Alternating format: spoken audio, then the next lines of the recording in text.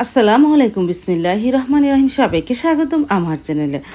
এখন ঘড়িতে প্রায় 8টা বেজে গেছে। সকালে আজকে নাস্তা রান্না করব না, এই জন্য মনে করলাম তাহলে তাড়াতাড়ি ঘর ঝাড়ু দিয়ে মুছে ফেলি। বসিয়ে যেহেতু আছে, ঘরগুলো গুছিয়ে ঘর ঝাড়ু দিয়ে মুছে ফেলেছি। সাবা চলে গেছে কোচিনে, সারামণি এখন তুই ওঠেনি, প্রত্যেকটা ঘরে ঝাড়ু দিয়ে মুছে ফেলেছি। আর সাইদুল বাবা উঠেছে, অবশ্য ফ্রেশ হয়েছে। বলতেছে, আমি বললাম দুধ বের করে রাখলাম, চা বানিয়ে দে। বলতেছে না, নাস্তার খাবো না। তারপরে সে তাড়াহুড়া করে বেরিয়ে পড়লো, তার মাল দেওয়া লাগবে, দোকানে যেতে হবে তাড়াতাড়ি।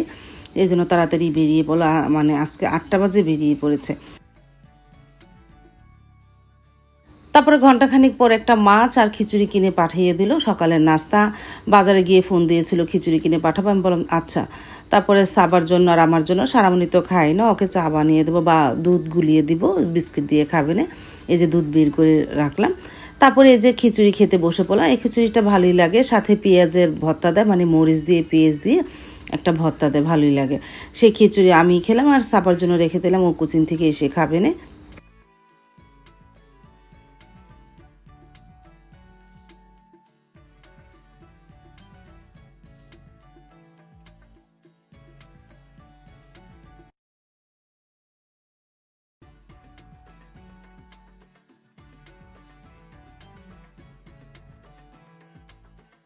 তারপর তো আমি চলে গেলাম রান্নাঘরে এই মাছটাকে কাটার জন্য। ভাবিকে বলছিলাম, ভাবির আছে কাজ আছে, মাছ কেটে দিতে পারবে না।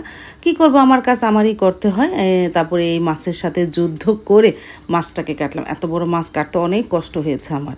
তারপরে যে চার পোলটা করে রেখে দিলাম, আর আজকে শুধু পেটির মাছগুলো নিলাম দুপুরের জন্য। আমরা যেদিনে বড় পাঙ্গাস আনুক পেটির মাছ, সেদিনই আমি ভুনা করে ফেলি। সাইদুলের বাবা বা আমার মেয়েরও অনেক পছন্দ করে এই পেটির মাছটা খায়। পেটির মাছটা কাটা হওয়ার পর ভালোভাবে ধুয়ে এখন একটু হালকা লবণ মেখে রেখে দেয়। লবণ একটু ভিজলে এই মাছটা ভুনা করলে খুব স্বাদ লাগে, কিন্তু আমি অবশ্য খাই না। কিন্তু আমি বলি খুব স্বাদ লাগে, কিন্তু যতই পাঙ্গাস হোক, নদীর হোক চাষের হোক, আমি কোনো পাঙ্গাসেই খাই না। চলতে আসলাম প্রায় ঘন্টাখানিক পর রান্নাঘরে। পাঙ্গাস মাছ ভুনা করব। আর চালতা কেটে নিলাম, চালতা দিয়ে পাতলা ডাল রান্না করব, মসুরির ডাল আর পাঁচমিশালি শাক, ভাত। এই দুপুরে মেনু। আজকে মিজান আর মিরানও এসেছে। আর এদিকে ডাল আর শাক বসিয়ে দিলাম।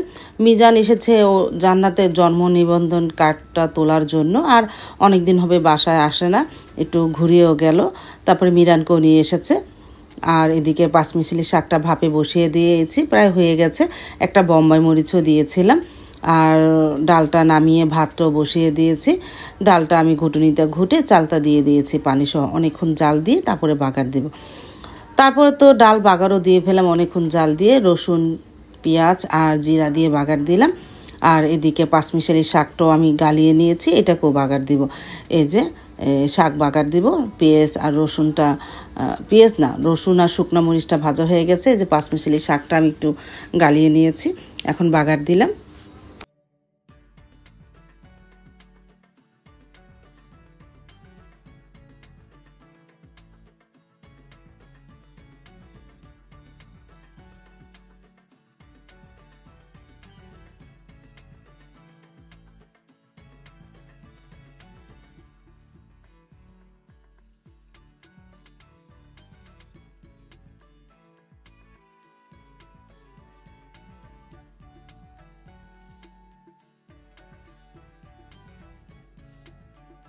তারপরে মাছটা হালকা ভেজে নিলাম, আর এদিকে মাছের জন্য পেঁয়াজটাও ভেজে নিতেছি।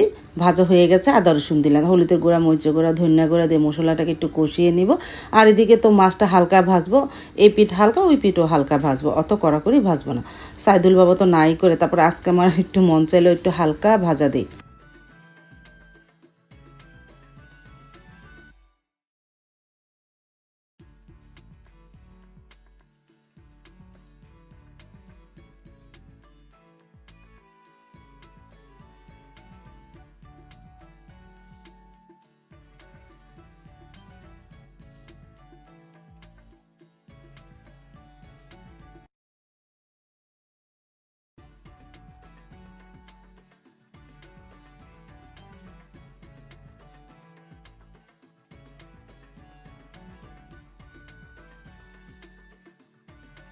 মশলা কষানো হয়ে যাওয়ার পর পানি দিয়ে দিয়েছিলাম, বলক আসলো। এখন শাক দিয়ে দিই, শাক দিয়ে ভালোভাবে নাড়াচাড়া করে তারপরে ভাজা মাছগুলো একটা একটা করে দিয়ে দিব। শাক একটা মশলা, আমরা বিক্রমপুরেরা এই মশলাটা খেয়ে থাকি। আর মশলা কষানোর সময় পেটিটা দিয়েছিলাম, মানে পুটকাটা। তারপরে যে ভাজা মাছগুলো দিয়ে দিলাম।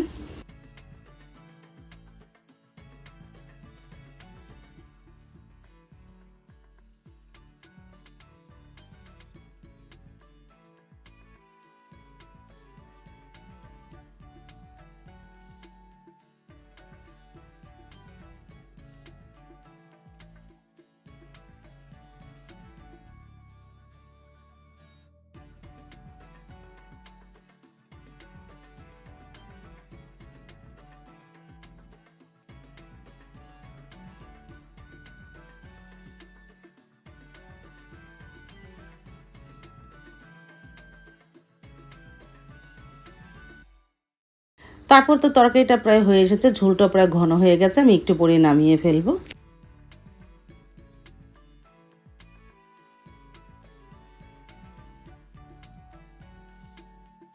তো সাইদুল বাবা চলে আসলো, আসার পরে মিরান মিজানদের ডাক দিলাম দুপুরে খাওয়ার জন্য। সারামণিও বসেছে, তারা দুপুরে খেয়ে নিল আলহামদুলিল্লাহ।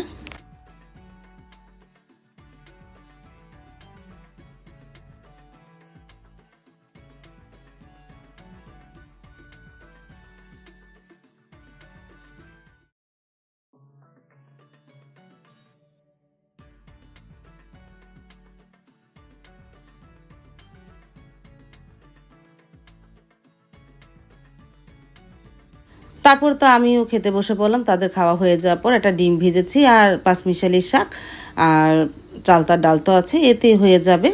তাহলে বিসমিল্লা বলে শুরু করি। বিসমিল্লা, আলহামদুলিল্লাহ।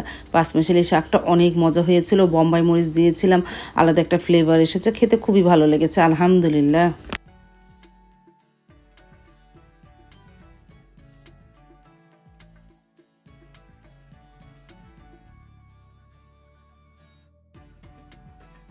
তারপরে সন্ধ্যার সময় একটা নাস্তা তৈরি করতে হয়, নাস্তা না হলে তো চলবে না। আজকে নুডলস রান্না করে দিলাম ডিম দিয়ে আলু দিয়ে।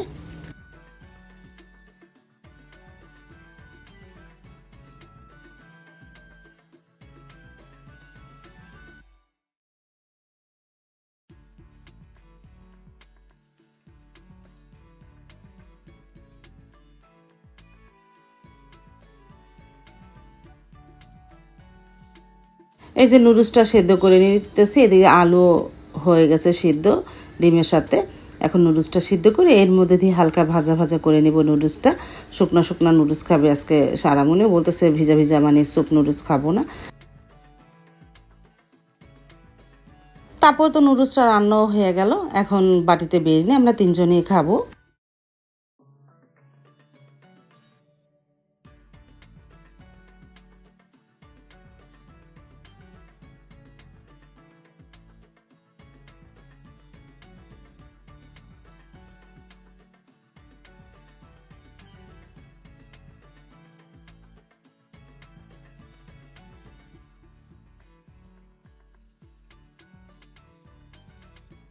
তারপরে যে খেতেও বসে পড়লাম।